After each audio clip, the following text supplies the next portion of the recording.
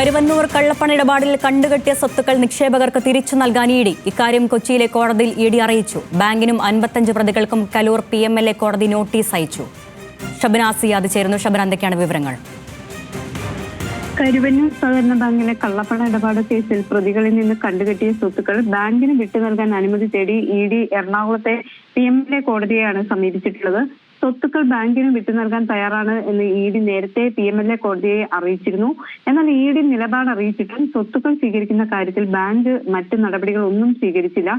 ഈ സാഹചര്യത്തിലാണ് ഇഡി ഇപ്പോൾ വീണ്ടും കോടതിയിൽ അപേക്ഷ സമർപ്പിച്ചിട്ടുള്ളത്. ഇഡിയുടെ അപേക്ഷയിൽ ബാങ്കിനും അതുപോലെ 55 പ്രതികൾക്കും എറണാകുളത്തെ PMLA കോടതി നോട്ടീസ് അയക്കുകയും ചെയ്തിട്ടുണ്ട്. പ്രതികളുടെ 128 കോടിയുടെ സ്വത്തുക്കളാണ് ഇഡി കണ്ടുകെട്ടിയത്. ഇതിൽ CPM തൃശൂർ ജില്ലാ കമ്മിറ്റിയുടെ പേരിലുള്ള ഭൂമി ഉൾപ്പെടെ വിവിധ ഘടകങ്ങളുടെ ബാങ്ക് അക്കൗണ്ടുകളും ഉൾപ്പെട്ടിട്ടുണ്ട്. ഈ കേസ് 27-ാം തീയതി, അതായത് ഈ മാസം 27-ാം തീയതി പരിഗണിക്കാനായി കോടതി മാറ്റുകയും ചെയ്തു.